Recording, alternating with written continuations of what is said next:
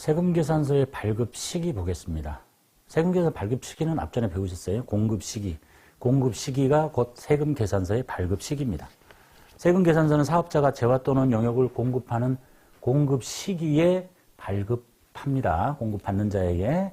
다만 재화 또는 용역의 공급 시기가 되기 전에 세금계산서를 발급할 수도 있는데, 그러면 공급 시기가 되기 전에 발급하면 그 발급할 때를 공급 시기로 보는 특례도 존재하고 있습니다.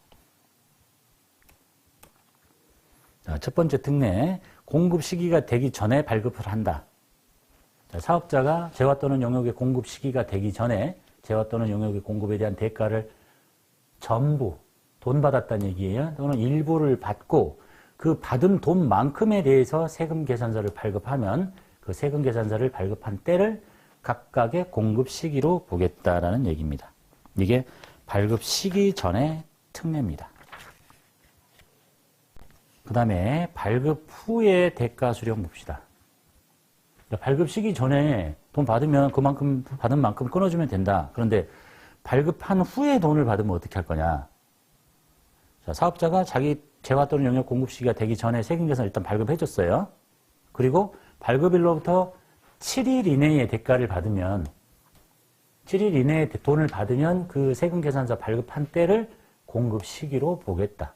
미리 받고 받은 만큼 끊어도 괜찮고 발급했는데 7일 이내에 돈을 받아도 괜찮다. 그러면 발급한 때가 공급 시기다. 다만 또 다른 예외가 존재하네요. 여기까지 뭐 세부적으로 보실 필요 없지만 있으니까 한번 봅시다. 다만 다음 중 어느 하나에 해당하는 경우에는 재화 또는 용역을 공급하는 사업자가 그 재화 또는 용역의 공급 시기가 되기 전에 세금계산서를 발급했는데 그 돈을 세금계산서 발급일로부터 원래 7일 이내에 받아야 되는데 7일이 지난 후에 받았다는 거야. 7일이 지난 후에 받더라도 지금 이런 요건이 충족이 되면 공급 시기로 보겠다. 발급한 때를. 너무 세부적인 상황이니까 잠깐만 봅시다. 거래 당사자 간의 계약서, 약정서 등에 의해서 대금의 청구 시기가 또는 지급 시기가 따로 적어져 있고 대금 청구 시기와 지급 시기 사이의 기간이 30일 이내일 것. 시험에서 여기까지 내지는 않습니다. 그냥 7일 정도. 또 재화 또는 용역의 공급 시기가 세금계산서 발급이 속하는 과세기간에 도래하는 경우라고 7일이 지났어도 예외적으로 어떤 약정서나 계약 등에 의해서 따로 정해져 있다면 그것도 인정하는 경우가 있구나라고만 봐두시면 되겠습니다. 공급 시기 이후의 발급 특례 보겠습니다. 다음에 어느 하나에 해당하는 경우에는 재화 또는 용역의 공급이 속하는 달에 기억해야 되겠죠? 다음 달 10일까지 발급해야 됩니다. 다음 달 10일까지. 첫 번째, 거래처별로 일여월에 달력으로 센 한 달, 30일, 31일이 한 달이 아니라 1월 1일부터 1월 말이든지 1월 2일부터 1월 말이든지 일여월에 공급가액을 합쳐서 해당 달의 말일을 작성일자로 하고 세금계산서를 발급할 수 있습니다. 다음 달 10일까지. 이런 경우죠. 1일 거래도 있고 2일 거래도 있고 계속적으로 같은 거래처에 물건이 나갈 수가 있어. 업종에 따라서. 예를 들면 출판업은 이제 과세가 아니지만 오늘 주문한 책 내일 보내고 또 내일 주문한 책 모레 보내고 이게 계속 많으면 이걸 일일이 계속 발행하라고 하면 엄청 피곤한 일이죠. 그리고 거래처가 한두 군데 되겠냐? 그럼 못하는 일이니까 일여걸로 예를 들어서 1월 1일부터 1월 31일까지의 거래에 이것이 개수가 20개든 30개든 싹 몰아가지고 한꺼번에 작성 일자를 해당 달의 말일로 하는 거예요. 일여걸 건 1월 31일자로 작성하고 금액 얼마 적고 다음 달 10일까지 발급하면 돼요. 이게 첫 번째고, 두 번째는 거래처별로 일여걸 이내에서 꼭 한 달로만 해야 되느냐. 한 달 이내에 임의로 정한 기간의 공급가액을 합쳐서 그 기간의 종료일을 작성일자로, 예를 들면 우리는 한 달이 아니라 10일 간격으로 하고 싶다. 이렇게. 또는 1월 11일부터 1월 20일까지. 이렇게 해서 요 1월 11일 작성일자로 해서 다음 달 10일까지 발급하고 20일자로 해서 다음 달 10일까지 발급하고 이렇게 할 수도 있다는 얘기네요. 그 다음에 세 번째, 관계 증명서류 등에 따라 실제 거래 사실이 확인되는 경우로서 해당 거래일을 작성 연월일로 해서 세금계산서를 발급하는 경우도 있다. 별로 중요하지 않습니다. 수정세금계산서의 발급 사유 및 절차 보겠습니다. 세금 계산서를 발급했는데 내가 뭔가를 잘못을 했거나 착오로 잘못했거나 기재를 잘못했거나 이러면 수정해서 발급해야 될 사유가 있겠죠. 그런 사항들이 쭉 나열되어 있습니다. 기재사항에 착오 및 잘못 적히거나 세금계산서 또는 전자세금계산서 발급한 후에 기재사항에 관해서 다음의 사유가 발생하면 수정한 세금계산서 또는 수정세금계산서를 발급할 수가 있습니다. 시험에 아주 자주 나옵니다. 첫 번째, 처음에 공급한 재화가 환입이 됩니다. 그러니까 팔았는데 물건이 돌아와요. 그러면 우리 과세표준에서 배우셨죠? 매출 환입 및 애널리는 과세표준에 포함하지 않습니다. 그래서 마이너스 세금계산서를 끊어서 취소시켜야 돼.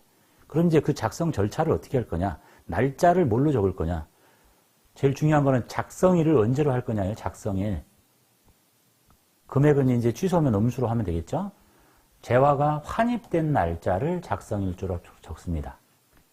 그 다음에 비고라는 란에 세금계산서 오른쪽 귀퉁이 비고에 처음에 세금계산서 작성일을 덧붙여 적은 후에 붉은색 글씨 또는 의무의 표시, 그러니까 마이너스를 붉은색으로 쓰면 마이너스라는 얘기입니다. 또는 음수로 취소하는 얘기니까 그 얘기고, 그 다음에 계약의 해제로 재화 또는 용역의 공급이 되지 않은 경우, 공급하기로 일단 세금계산서가 먼저 나갔을 수도 있죠. 근데 계약 해제됐어? 안 나간대. 그럼 얘하고 똑같은 거지. 절차가 해제일에 해제일, 환입이 되면 환입일, 계약이 해제돼서 취소됐다. 그러면 해제일로 작성일자를 적고 비고란에 똑같아.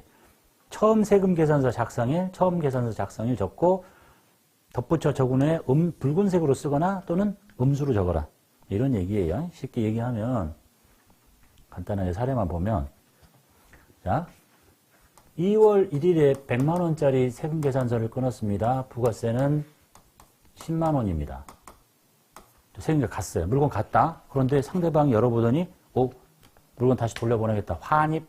자, 이럴 때는 재화가 환입이 됐죠.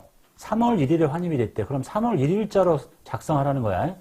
금액은 마이너스 100만 원에 부가세 마이너스 10만 원 이렇게 적어도 되고, 요거를 빨강색으로 100만 원, 10만 원 이렇게 적으라는 거예요. 이제 나머지 다 똑같아요. 이해되셨죠? 그 다음에 계약이 해제됐다. 자, 2월 1일 날 일단 물건 가지 않고 세금계산서 먼저 발행했는데 계약 취소.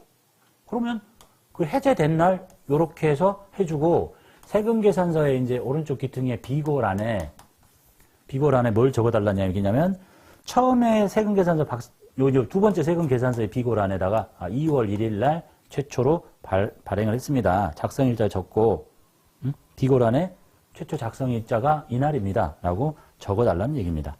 처음 세금계산서 작성일, 그 다음에 금액은 마이너스 또는 빨강색. 요게 그 내용이라고 보시면 되겠습니다. 첫 번째, 재화가 환입될 때, 해제될 때. 뭐 어렵지 않잖아. 환입되면 환입된 날, 해제되면 해제된 날. 이렇게 기억하시면 되겠네요. 세 번째, 계약 후 해지 등에 따라서 공급가액이 추가되거나 플러스 되거나 차감되는 것, 마이너스 되는 금액이 발생했다. 그러면 그 증감 사유가 발생한 날을 작성일자로 하는 거예요. 그러니까 1월 1일에 팔았는데 100이라고 적었어. 근데 50만 원의 증가 사유가 생겼다. 언제? 1월 5일에. 그러면 1월 5일자로 작성일자로 적는 거예요. 그걸 추가로 적으면 되지. 그래서 양수로 적으면 돼. 추가되는 거는 검정색. 그런데 1월 1일 날 100을 팔았는데 1월 5일 날 계약이 해지가 돼서 일부가 취소가 됐어. 50이. 그러면 1월 5일자로 마이너스 50 적으면 되지. 그 얘기예요. 붉은색으로. 그 다음에 착오로 전자세금계산서를 2번 발급했습니다. 그럼 그 중에 하나를 취소시키면 되잖아요. 그러니까 여기 1월 1일에 100만 원짜리를 2개 발행했으면 처음에 발급한 세금계산서 내용대로 1월 1일자 100만 원짜리를 적는데 이게 취소를 시켜야 되니까 그걸 음수로 적으라는 거예요. 뭐 어렵지 않잖아요. 그 다음에 면세 등 발급 대상이 아닌 걸 발급했어? 그럼 저 발급한 거 그대로 다 똑같이 써서 취소시켜야 돼. 처음에 발급한 세금계산 내용대로 적고 날짜 다 적고 음수로 적어라. 이해되셨죠? 자, 그 다음에 필요적 기재사항 등이 착오로 잘못 적혔대요. 자, 여기서부터 이제 주석 달렸습니다. 한꺼번에 뒤에 볼 텐데요. 필요적 기재사항이 뭔지는 배우셨으니까 이것이 착오로 잘못 적혔으면 처음에 발급한 세금 계산서 내용 그대로 적어서 마이너스 시키고 그리고 다시 수정해서 세금 계산서를 검정색으로 발행하시면 돼요. 그러니까 1월 1일자에 100만 원짜리 세금 계산서가 잘못 적혔어. 필요적 기재사항이. 그러면 그 세금 계산서를 취소시켜야 되니까 집어넣어서 똑같이 1월 1일에 적고 마이너스로 해서 하나 취소시키고 그리고 똑같은 1월 1일자에 정상적으로 발행해서 다시 발급시켜라 라는 얘기가 되겠습니다. 그 다음 세율을 잘못해서 발급했대요. 필요적 기재사항이 잘못됐거나 세율이 잘못됐다? 그럼 방식 똑같아. 처음에 발급한 저 세금 계산서 내용 그대로 적고 음수로 적은 다음에 취소시키고 그 다음에 수정해서 발급하는 세금 계산서는 검정색으로 적고 똑같잖아요. 필요적 기재사항 잘못된 거나 세율 잘못된 거나 그것 그대로 적어서 음수 써서 취소 그 다음에 새로운 거 다시 발행 그 다음에 필요적 기재사항 등이 차고 이외의 사유로 잘못 적혔다. 방식 똑같아요. 처음에 발급한 세금 계산서 내용대로 붉은색이나 음수 써서 취소하고 발급하고 수정해서 발급하는 세금 계산서는 검은색으로 쓰고 그런데 단서가 하나 붙어 있는 것만 다르네요. 차고냐 차고 이외의 거냐 뭐 여기까지 시험에서 다루지 않는데 방식은 다 똑같아요. 세 개. 필요적 기재사항이 차고로 세율을 잘못했다. 차고 이외의 사유로 잘못 적었다. 방식은 다 똑같은데 여기에 단서 하나만 보십시다. 재화나 용역의 공급일에 속하는 과세기간에 대한 확정신고 기한 다음 날부터 1년 이내에 세금계산서를 작성하시면 되겠다는 얘기. 너무 세부적인 거니까 중요하지 않고. 그리고 이제 시험에 나오는 거 이거 주석 달린 거거든요. 필요적 기재사항이 차고로 잘못됐다, 차고 이외로 잘못됐다, 세율이 잘못됐다 이러면 주석 붙었죠. 이게 6, 7, 8번의 경우에는 다음 중 어느 하나에 해당하는 경우로서 과세 표준 및 세액을 경정할 것을 미리 알고 있으면 발급할 수 없다 이런 얘기예요. 쉽게 표현하면 세무조사 나올 것 같아요. 그래서 얼른 고친다 이런 뜻이거든요. 그거를 이제 세부적인 설명을 보면 이런 얘기예요. 세무조사의 통지를 받았다. 뭐 세무공무원이 과세자료의 수입 및 민원 등을 처리하기 위해서 현지 출장이나 확인 업무차 착수한 경우, 그 다음에 세무서장으로부터 과세자료 해명 안내 통지서를 받은 경우, 너 뭐 좀 자료들이 좀 이상하다. 확인해서 나한테 다 정확하게 올려보내라. 이렇게 했더니, 내가 이제 뭐 잘못한 걸 인지하면 그때는 안 봐주겠다는 뜻입니다. 그 얘기. 필요적 기재사항이 잘못되겠다. 차고냐, 차고 이외냐, 둘 다. 그 다음에 세율을 잘못했다. 이 경우에는 과세표준 세액 결정을 알고 있는 경우에는 수정세금 계산서를 발급할 수 없다라는 것만 기억하시면 되겠습니다. 수정세금 계산서의 세부사항 보겠습니다. 첫 번째, 재화 또는 용역을 공급한 후에 그 공급 시기가 속하는 과세기간 종료 후 25일 이내에 내국신용장이 개설되었거나 구매 확인서가 발급이 됐다. 그러면 내국신용장 등이 개설된 때의 그 작성일은 처음 세금 계산서 작성일자로 적는다. 그러니까 이게 무슨 얘기냐면 내가 1월 1일 날 세금 계산서를 발급했는데 원래 이제 영세율을 적용받고 싶은데 내국신용장이 개설이 안 됐다는 얘기야. 그래서 일반 세금 계산서를 끊었어. 그리고 나서 과세기간 종료 후 25일 이내에 내국신용장이 개설됐으니까 이 일반 세금 계산서는 취소시키고 영세율 세금 계산서를 발행하고 싶다는 상황이거든요. 그래서 비고를 안에다가 내국신용장 개설일을 적어준 다음에 첫 번째 영세율 적용분은 검정색으로 이제 추가로 새로운 발행을 하는 거예요. 검정색 영세율 세금 계산서를 발행해서 작성하고 근데 그 작성한 날짜가 처음 그 날짜라는 얘기야. 뭐 2월 1일이면 1일. 비고를 안에는 신용장 개설일을 적어주고 이렇게 해서 이제 정상적인 영세율 세금 계산 한 장을 하고 그 다음에는 어떻게 되겠어요? 일반 세금 계산을 취소시켜놔야 되겠지. 그래서 추가해서 처음에 발급한 세금 계산서의 내용은 붉은색으로 써서 취소시켜라 이런 얘기입니다. 이해되셨죠? 예를 들어서 2월 1일 날 세금 계산서를 발급을 했는데 과세기간 종료부터 25일 이내에 내국신용장이 발행이 됐어. 그럼 요 세금 계산서를 취소시켜야 되는데 그 날짜가 요 날짜 그대로 쓰라는 얘기야. 요게. 왜냐면 요거 만나서 없어져야 되니까. 그리고 새로 발급하는 이 영세율 세금 계산서도 요 날짜를 써라. 요런 얘기라고 보시면 되겠습니다. 그 다음에 두 번째, 일반 과세자에서 간이과세자로 과세 유형이 전환이 된 후에 과세 유형 전환 전에 공급한 재화 용역에 대한 용역에 앞에 1번부터 3번 환입되거나 계약이 해제되거나 뭐 해지돼서 증감 사유가 생겼다. 그러면 보통 아까는 환입된 날짜, 해지된 날짜, 그다음에 증감 사유가 발생한 날인데 이건 뭔 뜻이냐면 일반 과세자일 때 그런 일이 있었는데 과세 유형이 간이과세자로 바뀌어 버렸어요. 완전히 사업자가 다른 거야 이제. 그래서 과세 유형이 되기 전 일반 과세자일 때 발행을 해놓은 세금 계산서가 환입이 됐어. 그렇다고 해서 간이과세자인데 환입된 날짜로 할 수 없기 때문에 그때에 발행했던 날짜이죠. 처음에 발급한 세금 계산서를 작성일로 적어라 라는 게 특이하다는 얘기입니다. 일반 과세자일 때 발급해 놓은 세금 계산서가 간이과세자로 바뀌고 나서 재화가 환입되거나 해제돼서 이렇게 바뀌어버리면 오늘 해제된 날짜가 아니라, 왜냐하면 과세 유형이 다르니까 일반 과세될 때 발행했던 그 처음에 발급한 세금 계산서 작성일자로 해서 수정을 하시라는 얘기예요. 그래서 사유가 발생한 날짜를 비고란에 적고 그건 중요한 게 아니고 추가되는 금액은 검정색, 차감되는 금액은 붉은색, 내용은 똑같아요. 그래서 이 두 경우가 처음 계산서 발급한 날짜, 이게 객관식 시험에 가끔 튀어나왔습니다.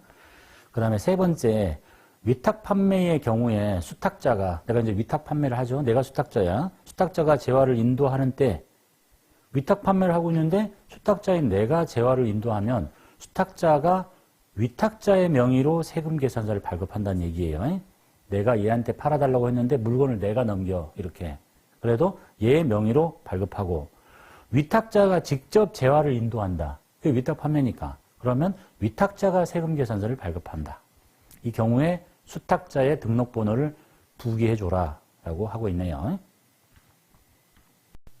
매입자 발행 세금 계산서 제도 보겠습니다. 자, 원래 세금 계산서는 매출자가 발행하는 겁니다. 그런데 어쩔 수 없이 매출자가 안 주니까 일정 요건을 갖추면 내가 발행해서 나는 매입세금을 돌려받고 싶다. 이런 얘기예요. 부가가치세 납세 의무자로 등록한 사업자로서 세금 계산서 발급 의무가 있는 사업자가 상대방이에요. 상대방이 세금 계산서를 줄 수 있어야 되는데 안 주는 경우야.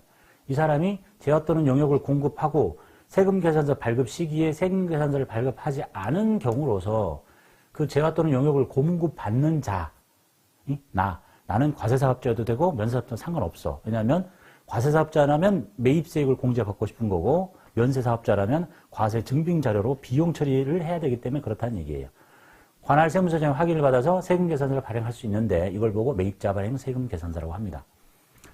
그다지 뭐 중요한 건 아니고요. 발행 대상 사업자, 그러니까 저 매출자가 누구였느냐? 세금 계산서를 발행할 수 있는 사람이어야 되겠지. 그래서 매출자는 세금 계산서 발급 의무가 있는 사람, 없는 사람한테 내가 직접 발행할 수는 없는 거잖아.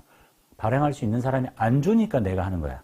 그러면 나는 누구냐? 이제 발행할 수 있는 사업자는 매입자 발행 세금 계산서를 직접 발행할 수 있는 이 매입자는 면세 사업자도 상관없다. 그 다음에 모든 사업자가 다 가능하다. 면세 사업자는 매입자 발행 세금 계산서를 발행해서 지출 증빙으로 사용 가능하므로 발행 대상에서 면세 사업자를 제외할 경우 지출 증빙 가산세를 물려야 되니까 이를 해소하기 위해서 면세 사업자도 상관없다. 이런 얘기입니다. 그럼 이제 그 거래 대상 금액이 얼마냐? 공급 대가가 5만 원 이상인 경우 이것도 점점 줄어들고 있네요. 10만 원에서 5만 원으로. 이게 매입자 발행 세금 계산서 제도의 전체적인 틀이라고 보시면 되겠습니다.